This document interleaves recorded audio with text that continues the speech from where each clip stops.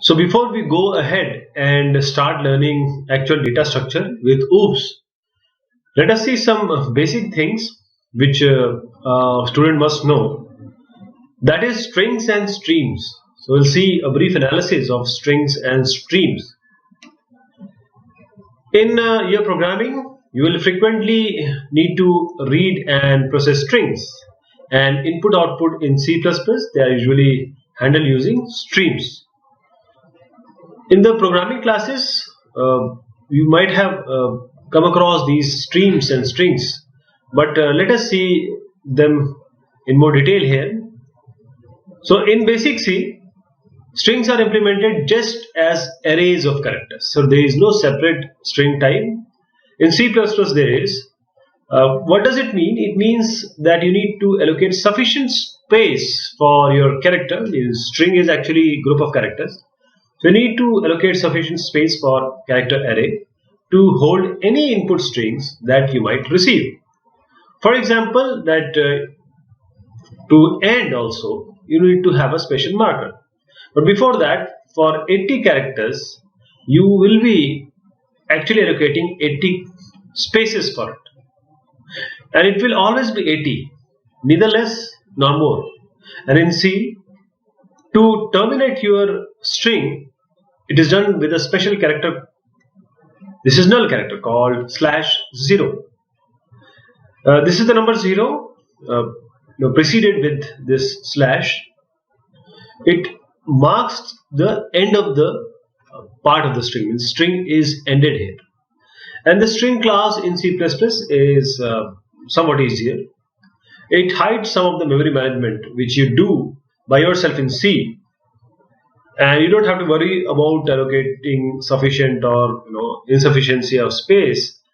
This is carried out, or this is taken care by C++. And it also implements some operators that you are going to frequently use, such as assignment, is equal to, and comparison, and plus. These are available for you in C++.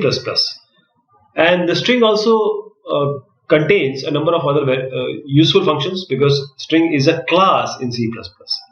And since you will be doing a lot of processing of data, as you will be reading from files, you can possibly save a lot of effort if you use this string class and its functions and its features.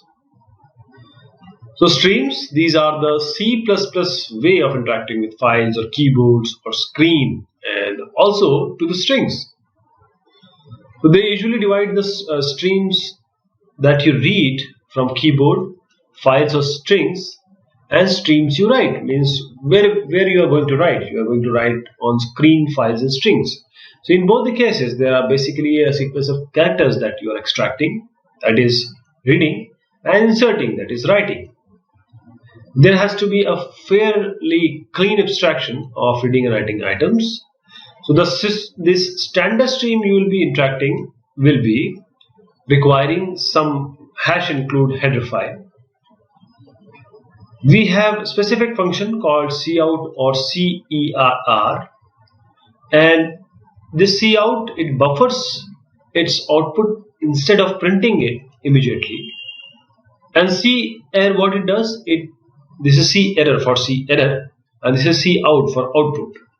CERR or CERR prints immediately. Therefore, CERR is quite useful to output the debug information, because this is for error handling. This is to be used for output debugging information, and for real output you will use this cout. So there are two different logical streams. What does it mean is, if you redirect your output to a file, the default is that only couts get directed. This is default.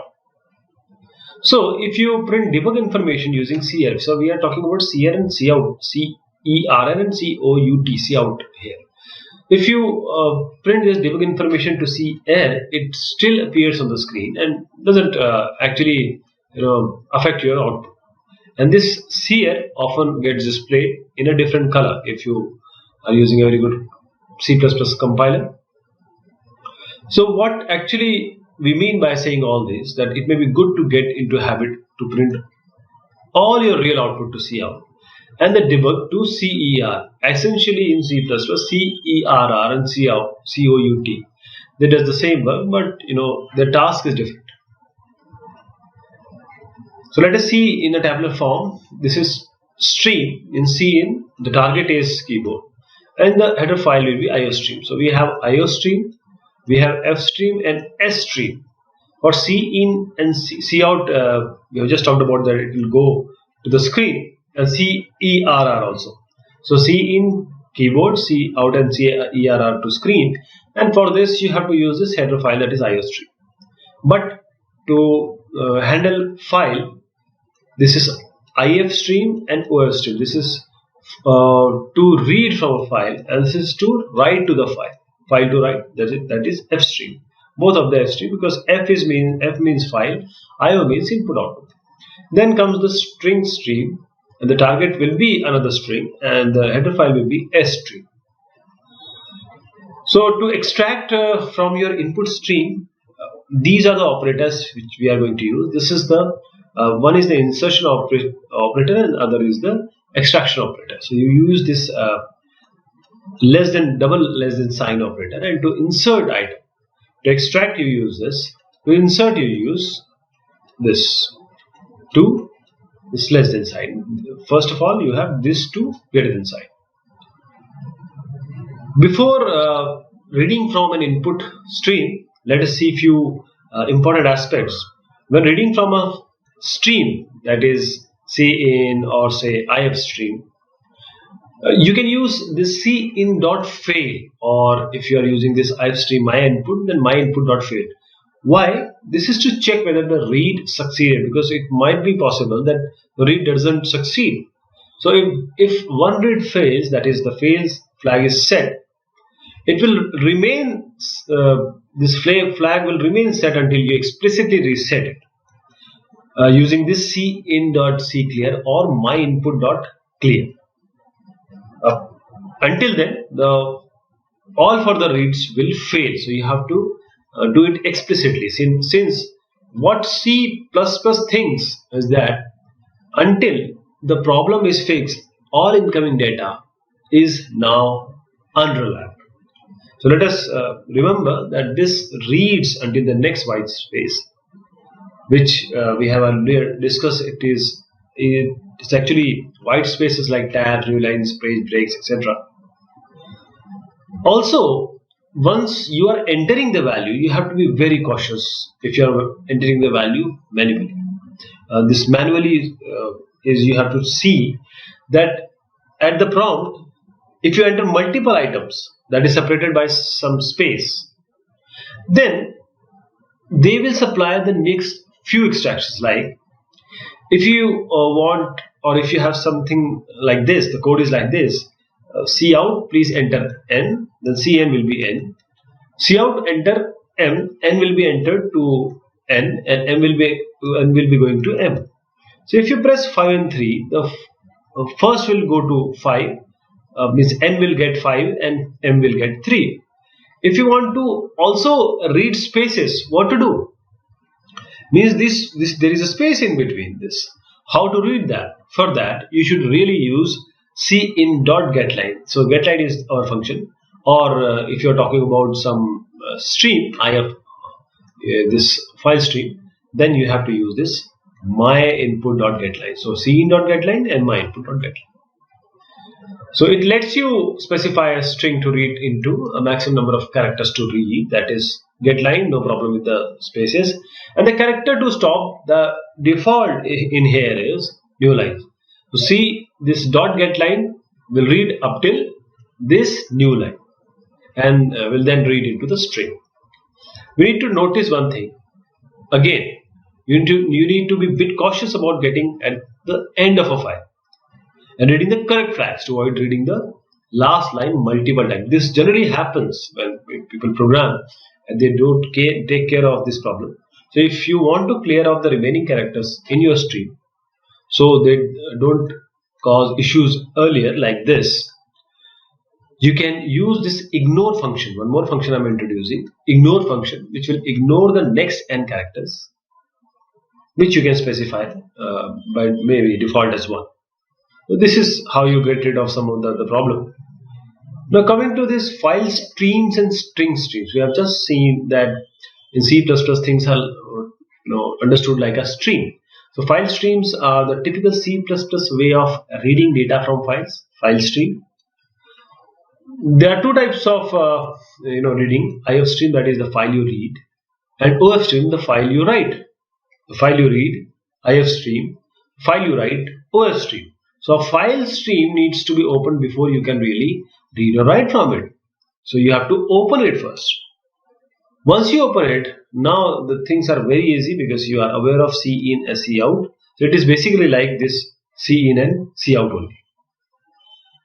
In file streams, when you read over the end of the file, because in that file you will have some end, of course, you will get a fail condition if you want to run over that end. When does this happen? If you reach the end of the file, which is often the cause of confusion when you are using this get line, because I've already told you about the problems get line can offer you. So other things to keep in mind about this file stream is that after you are done, please call this close function on them. So since strings are these characters, only characters by double quotes, so by just like files, this is natural to treat them as strings. This is what the string type is for, because we have seen two type of streams. One is keyboard and the other is file, and now string. This is specifically useful when you are or you have read an entire string and now you want to break them into pieces, smaller pieces, which is separated by some spaces. So you can treat this string as a string stream. So this is the string stream, and then use extraction operator on it to get the different items. This is also you have one more possibility. You can convert string into integers. So avoid using this similar string stream object multiple times, or if you do, at least make sure to reset it using this close. So this was the basic idea about strings, and specifically we dealt with the C++ aspect of streams. So by learning about these basics, we will definitely while working with data structures and other concepts, these things will really be helping us. Thank you so much.